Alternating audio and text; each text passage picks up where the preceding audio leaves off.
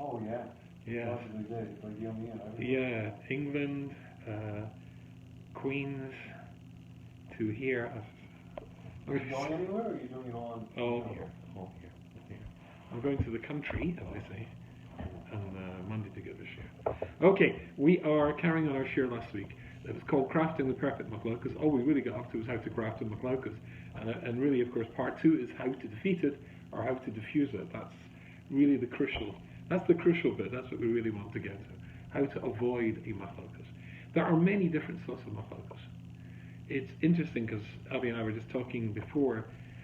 What was the worst thing that Klal Yisrael did? Was they believing that the Meraglim, which of course echoes of Tisha B'Av, and we were holding at the moment, or was it the Egel Azov? One led, of course, to the other, which we've talked about many times.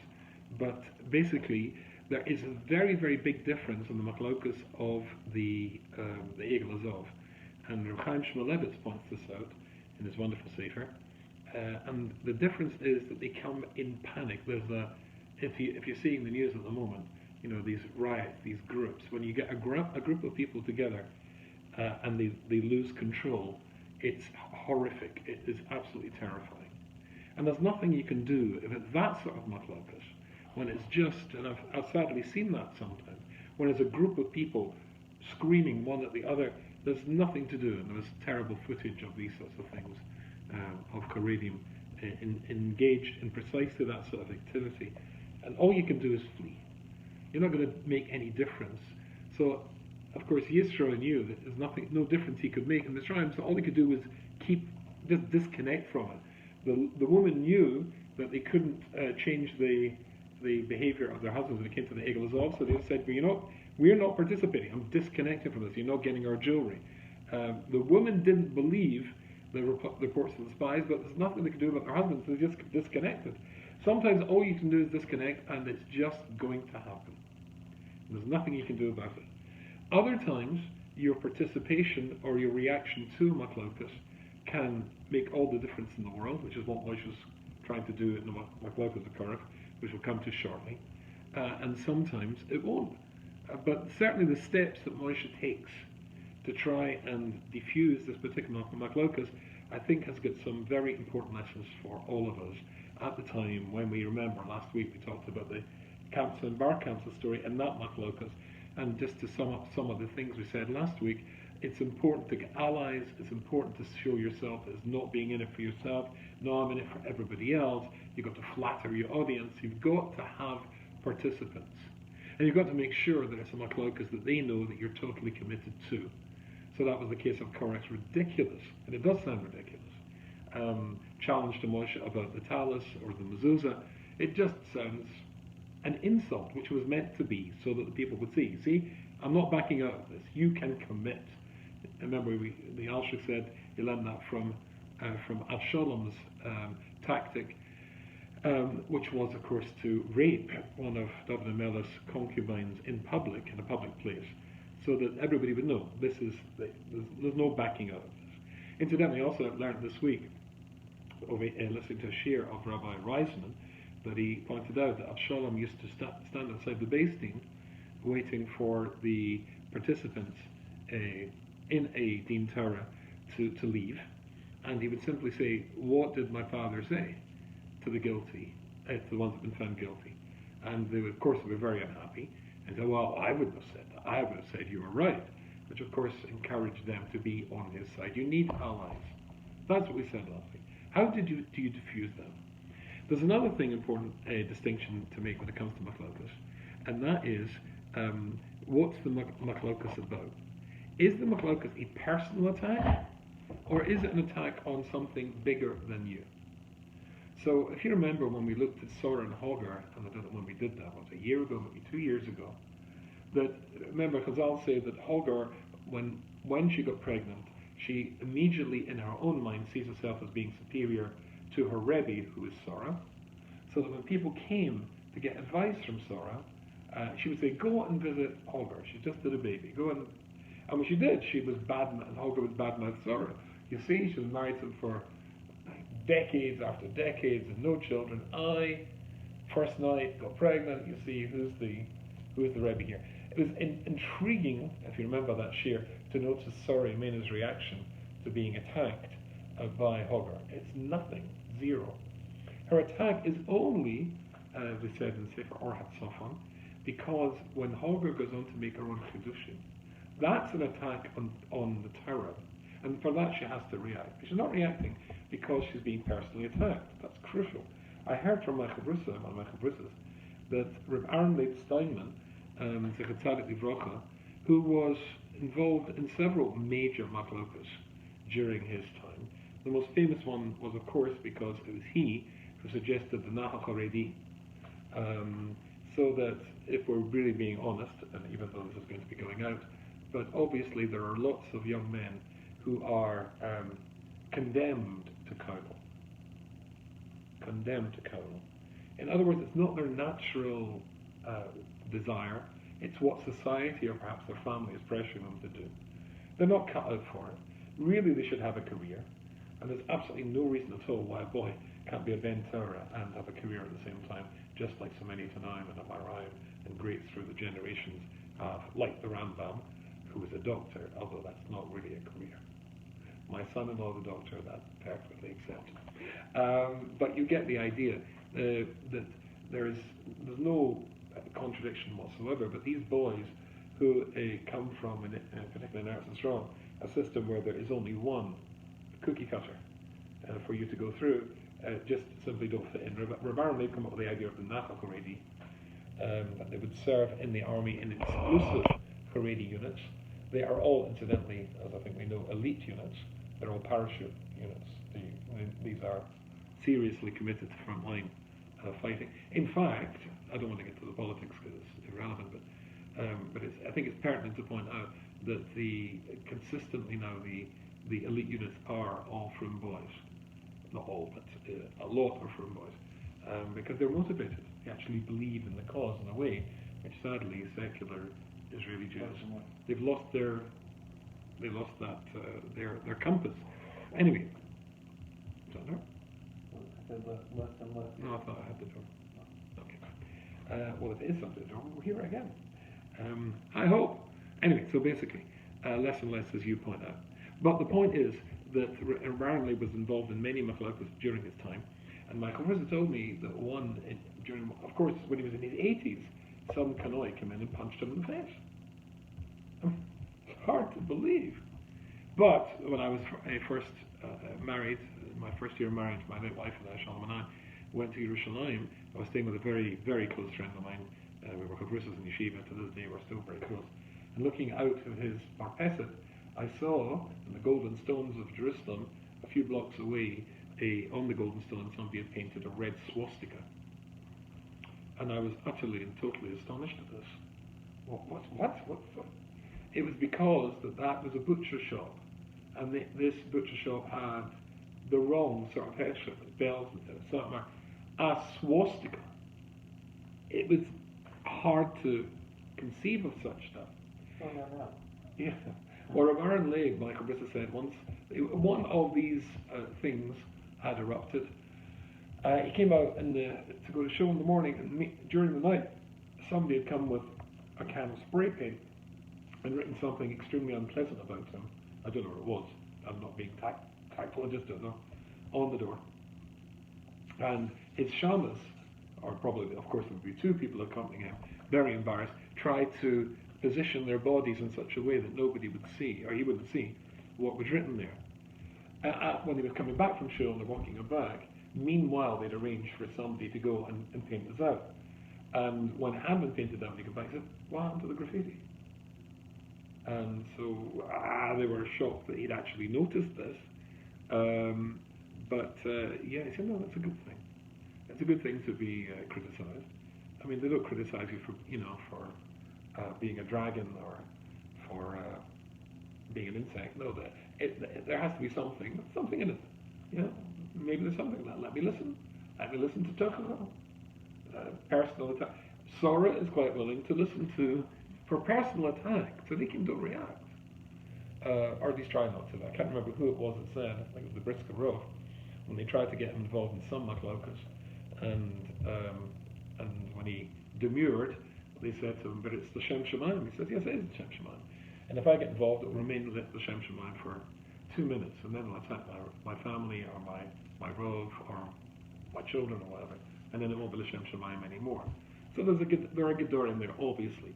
But there are different types. There's a type of Machlokes where it's like, if you go back to the 60s, the war between Satmar and Lubavitch, just get out of the way.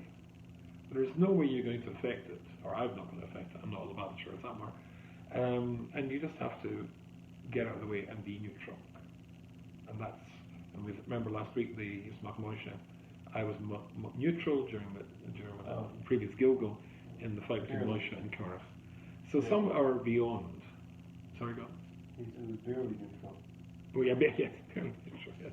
Yeah, so it's been incredibly high madriga to be neutral on that one. Anyway, we said, of course, that the reason for the Machlokes was Korach's subconscious jealousy. So he himself was not aware of it. And remember, he carried the Orna Kodesh. That means you're in the highest possible madriga to be able to have been selected for that. So you can understand these Moshe saying it's hard to know who was right and who was wrong. Dosan and Aviron, they who came from Shevet Reuben, their commitment is because they want the rights of the firstborn, and Reuben is the firstborn, that were robbed of them and given to Shevet Levi. As far as they're concerned, that's why they've got skin in the game. But let's having established all that, let's have a look to see how Moshe reacts to this. So if you remember, it's, as we said just a second ago, it's important to establish that what you're doing is the Shem Shemaim, because it's a Machlokes, the Shem Shemaim, as we said in Pir Piyovos and the Perik, and then it's a Machlokes which is going to last forever and ever. And our motivation is totally noble. We're doing this the Kavod Shemaim and for the Kavod of Klal Yisrael, because Kolom Kadoshim, they're all holy, they all heard Hashem speak. Now that's interesting. So then it says there, and maybe I'll just read it here because it's here in front of me. They gather against Moshe. V'yishma Moshe v'yipal aponav. So Moshe hears their complaints and he falls on his face. I want to read you what the Alshik says here. What does it mean v'yishma Moshe? So Moshe comes along. Show the right page. Moshe comes along, and the whole of the congregation of the Jewish people, they're in this confused state, who's right and who's wrong. As Amar Moshe said to himself, Ma'oshe b'fona b'fnei kol Yisrael. What can I say in front of the whole of the Jewish people? Because they're wearing garments, they're wearing a robe of nobility, and everything is the Shem Shemaim. People won't be able to draw a distinction. The challenge is you make yourself the king, you've abused your power because you appointed Aaron a Cohen. He should not be the next in line. It should be somebody else. Maybe somebody called begin with a word beginning with K, but not anybody in particular, or Kuf. V'yetiv l'shamim and ki lo yoda, and it will be they'll like what they're hearing. That's good, and they're fighting for us. And not only that, the lo yoda, they won't know ki tachteres tamad and beheres, that underneath the surface, their real motivation is corrupt. Sadly, most people don't think. People don't look. People don't think. And that's a very important principle of because this will spend a lot of time on in his forum. Generally, there's the oilam hagon. The majority of people are just sheep. And they won't be able to draw a distinction. For you to get involved in the Machlokes, there's no point. When it says the Yishma Moshe listens, he gets what it's all about. But that's in the singular. He got it. Nobody else gets it. Should the average Jew have backed Moshe or stay neutral? Yeah, I have another very good friend in England, and he's got a brother who became a Lubavitcher. He is a Yekir. Wonderful people. And he told me that as far as he's concerned, in the Machlokes, in the days of the Machlokes of the Lubavitcher Rebbe and of Shach, he said, I would love to be in the Madriga to be able to feher Rav Shach and Lubavitcher Rebbe and tell me which one is right. But I am not. And therefore I just keep out of it. There was a huge Machlokes in England. This goes back about 10 years ago. 10 years ago? Even longer, maybe 15 years ago. The London based in set up an Eruv. That's an interesting word, Eruv. Eruv is almost the same word as detonator. That's quite a good line, isn't it? I'm glad this is being recorded. Yes, it's got the same gematria as detonator, yes, or explosion, right? Wherever, not all wherever, but oftentimes, as we say in America, well, I would say often is enough, I don't know why you need time, but anyway, often when an Arab is proposed, boom, Nagasaki, Hiroshima. Anyway, so basically what happened was that Diane Ehrentreu, whom I respect enormously, in fact I had the huge disgust of being invited to say a Zoom share to his show just a couple of weeks ago. I can't tell you how honoured and proud I was of myself that I was invited to such a Choshev show, and I've always liked and admired Diane Ehrentreu. He made an era for London, which was a massive undertaking. My Rav was the Gateshead Rav, Rabbi Rakov. And for the first time that I know of in his entire career, he came out very publicly and made a big fight, or a big opposition to this, and it grew into a fight. And with tragic consequences, I mean, this whole Arab thing, there were people, it split marriages, people got divorced. People who wives who wanted to use it, husbands who wanted to use it, or vice versa. It was a big thing. And at that time, it was just actually Erev Tisha B'Av, come to think about it. I think it was Project Seed invited me down to London to speak during the 9 days. It was in a show called Kinloss Garden Synagogue, I think, if I remember correctly, which is huge. And there was, I think, maybe my memory's playing tricks on me, 1,000 people in the audience. And so I spoke about Tisha B'Av and all the share I'll be giving tomorrow, 9 days sort of thing. And at the end, the MC said, we've got time for a few questions. So a couple of questions came in. Time for one more question, he said. And somebody said, Rabbi, in a London accent, yes. I said yes. He said, what do you think of the Machlokes about the Eruv? What is happening here in London, he said. I said, what I think is that I'm very glad I live in Manchester. So everybody laughed. Good. That's actually very important. You can do a lot if you can get people to laugh. Anyway. Here's a question. Yes, but you can diffuse. It's diffusing.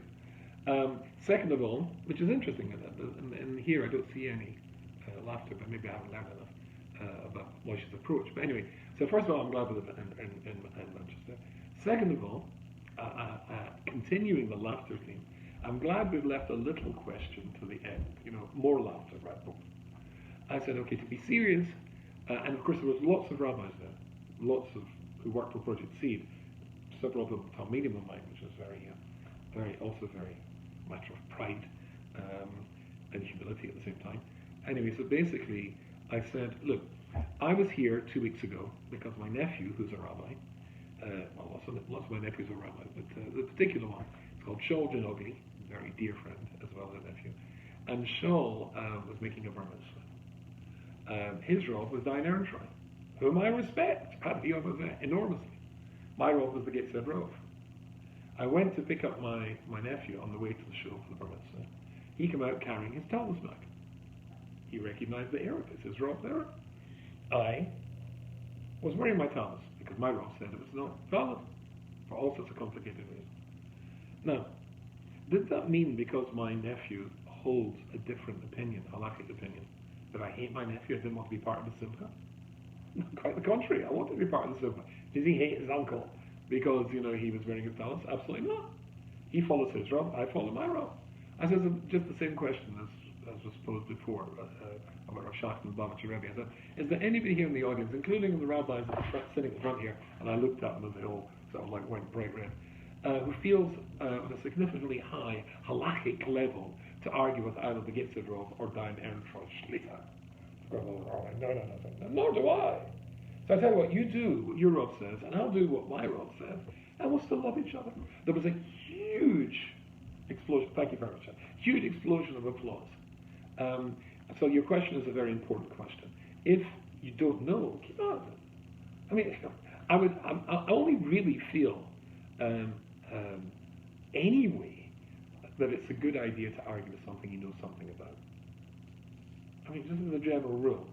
I very rarely talk about, debate at university campuses on the subject of advanced mathematics, or physics, or biology. I know nothing about them. But see, somehow or other, when it comes to Yiddishkeit, everybody becomes an expert. So if you don't know, then keep out of it. And I think that's a huge thing. But when people don't, as people don't, then it just becomes one big arbuvia, one big bilbo, and that's when it gets extraordinarily nasty. So how does Moshe deal with this? So when he sees that people aren't listening, the first thing he says, he does nothing. But the accusation is that he's lording over them like a king. He's abusing his power. So what does he do? It says, "V'yishma Moshe." He realizes what the argument's about. He knows that to engage in the argument is just going to fuel people to take sides either way. But he does something which is very interesting. He falls on his face. Why does he fall on his face? So the Alshich says he falls on his face for a very simple reason. He falls on his face because there's a hint here that's subtle. Submission. Not submission so much, but normally people fall on their face in front of the king. He's falling on his face. The accusation is that, he's pursuing personal aggrandizement, his own personal agenda, he's enriching himself, he's lording it over us. He falls on his face, which we know he does frequently on behalf of Klal Yisrael. So there's a gentle hint there that what they're saying about him is not true. But if he actually makes it explicit as opposed to implicit, then it simply fuels the fire. Because nothing when a person gets into a boxing ring and the other guy is not defending himself and is running away, which sometimes you see, just running around the ring, not engaging, people get very upset, because they want to see a fight. Moshe's not giving them a fight. If you know that there's not going to be a fight, then it does a lot of diffusing. Second of all, sorry? Didn't help them. Yeah. Second of all, in Dalit, it didn't help. Of course, Wasn't successful. Hold on, we'll come to that. I'm thinking as we're going along, I'm not so sure how unsuccessful it actually was. There's another thing that goes on here. What does he say? What's Moshe Rabbeinu's reaction? So, as he's the king, he's the Moshe Rabbeinu. So he knows fine well that he can't possibly rule on this because he's the Baldover. Right? There are two sides to this, and he's one of them. So what does he do? And this is crucial. If you want to avoid a fight, it's very interesting, and I've seen this many times myself. Then you just turn around and say, okay, I hear that you think I'm wrong, and obviously you forgive me, but I think you're wrong. Let's go and have an arbitration. Let's take it away from you and me, and we'll find a base team, or we'll find somebody we both agree to listen to. I once did this in Toronto. I was once in Toronto, and there was a rabbi and I, and he brought me there to speak, and there was a mix-up, simply a mix-up, over the arrangements, and it came out, I can't remember the exact details, that one of us looked bad. The arrangements didn't work out. We both agreed to weren't sure what to do with this. We decided to go and find a rabbi. There was a big posik there, I can't remember who it was. We sat there and we told him the story. He said, I've never had this in my life. You're actually here to see, because you don't want him to be embarrassed and you want to take the blame on yourself on the mix-up and vice versa. So I've never had it being told like that before. Right? So there is if you turn to arbitration, then automatically it's a clever, I'm taking myself out of this. Fine. Now the arbitration here at the highest level is of course going to be Hashem. And again, as I said last week, understand that Korach, the Madriga, and again that the Hasidic Rebbe said he was neutral. And most people will be confused by this, but he's quite willing to go and allow Hashem to arbitrate this. He obviously thinks he's right. And that's big. Yeah, I don't think he did. You think no? The day is Kohen is Kavim Nimrod, like they say that there. Say again? The day is Kono Yeah. is Kavim Nimrod. There is one sheet that says that, but there are lots of sheets that say that he himself. It says Hashem Shemayim. Yeah, he thinks. There's a bit of him that certainly thinks. You're right. The copper was used for. That's right. That's right. But and Chazal say that his wife who drove him into this, it wasn't really coming from him himself.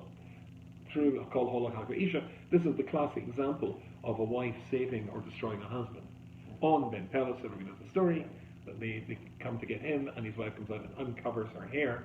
It shows you they were certainly pretty religiously oriented. When they see a woman's hair, they go, and they run away. I mean, if I walk down, the street in Manhattan, and there's a Jewish woman who's married and got her hair uncovered, I don't scream and go, ah! That doesn't happen. You should. Maybe get myself properly arrested. Yes. The Me Too movement. He assaulted me by going, ooh. Okay, fine. So therefore, knowing that it will backfire, he doesn't get involved in the fight directly. Rather, what he does is he says, okay, I'm not going to argue, I'm not going to engage. What I will do instead is to offer them arbitration. Now that, again, diffuses that. What comes next in this thing? So I've got, there's another problem here, and we said before, Korach's plan is to engage the 250 men who come with them. Moshe, he says, is unsure. I'll read this a little bit to you. And the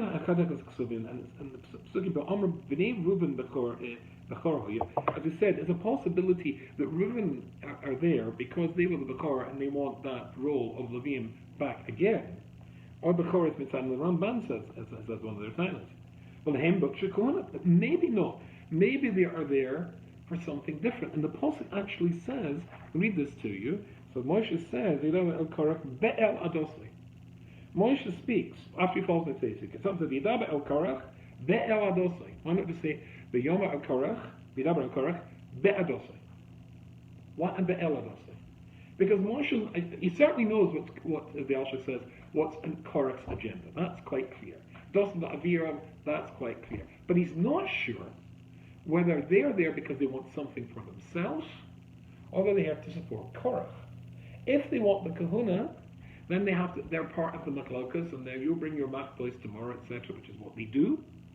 But he's not sure. So that's why he addresses them, and the language is clear. What do they want? Do they want to each be Kohen Gadol, or they no. They want to be Kohanim. Regular Kohanim. But they said that Korach should be Kohen Gadol? Well, Korach's not saying it wants to be Kohen Gadol. Remember, he's keeping that. That's the card he wants up his sleeve. He's there for Klal Yisrael, but not maybe. He's not sure. So he says Vidaber El Korach, and then so he speaks to Korach. That's one deal. The El Adosai Lemar. He's trying to get them to tell him what exactly what you're saying. What's your deal? What are you doing here? That's another important thing. When it comes to Machlokes, you have to know who are the active players. Who are your real enemy? Who are the guys who are out to make trouble? And who are the guys who are just, being swept along by the moment? Because of being swept along by the moment, you could disengage them. But when he finds out that they, in fact, do want to be part of this, then he turns to something else. And then he turns to the Levim. So he says to them, take your machtos, etc., and they're willing to do that. And then he says, interestingly, now he turns around and addresses the B'nai Levi. Now the Rav Lechem B'nai Levi is a very interesting phrase. Normally it's how would you translate Rav Lechem B'nai? How do you understand that Rav Lechem B'nai? You got more than enough. You got more than enough, right? Now, the Alshach points out that if you're claiming that I've taken too much, all the congregation is Kodesh, anybody is a viable Kohen Gadol, or they're all special. Well, I heard Hashem speak. Rav Lechem B'nai Levi, you've already, all that's right, all like my already, yes. But the problem is there's a slight contradiction there. Rav Lechem, you've already taken greatness to yourself. You're already the Levim, you've already been given a job. There's a contradiction here, B'nai Levi. You're quite happy to be B'nai Levi. You've already had white privilege, Levite privilege up till now, and that wasn't a problem for you, but you want more. And you want to go up levels, from Levi to straight Kohen Gadol. What's going on here? But the Alshach says something else which I think is fabulous. Rav Lechem, I'm going to do something very good for you. And then, because he says the following thing. Rav Lechem is only to Korach now. No, he says, this is to Rav Lechem B'nai Levi. What are you talking To about? the Levites. Sorry?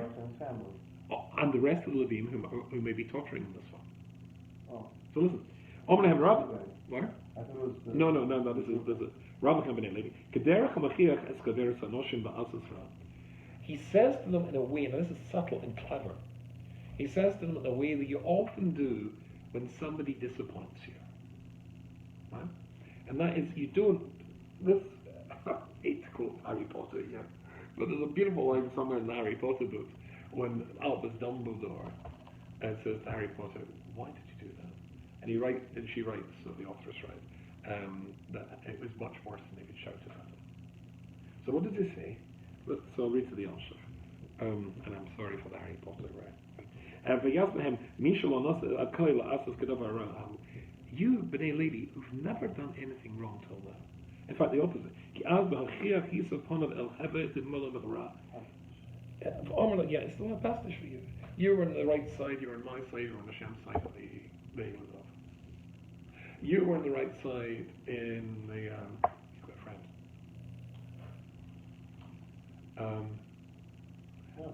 You've got moth. You've got a bit of excitement here. There is a bug. You can get it. Right. So you were on the right side when it came to the Meraglim. You were, all the way through, Levi gets it right. Now you're not getting it right. And then he says something else, Bravlichem. And as it were, having established subtly a little bit of the classic Jewish culture, he then adds something else, Bravlichem. I'm doing something great for you. And what was that? And the thing that he's saying is, V'yom Moshe el Korach Shmono b'nei Levi Amadlichem ki hebdol Elikei Yisrael eskem Eidus Adat Yisrael Hakrib eskem Elov la'Avodas Afadas Mishkan. The Akrib it's called, and you emphasizes this thing. Mochor, tomorrow you will bring these fire bells. I'm doing something big for you. I'm going to give you a chance to cool off. Let's cool this down so that you don't get swept up in what comes next. Interesting. Another thing is it says, Vayomer, when he speaks to them, it uses the phrase Vayomer. Let me find this. Where did I find that? Vayomer Moshe. And Shimo b'nei Levi. Shal the Moshe el Korach means about Korach. Shimo no b'nei Levi. No, that's about it. He lends it to be about. Vayomer Moshe. He speaks gently to them. Now this is crucial. One last thing. And that, when he's done what he's done. So he knows he can't budge Korach. He can't budge Dosan for Aviram. Well, we're going to see that in a second. But he certainly tries.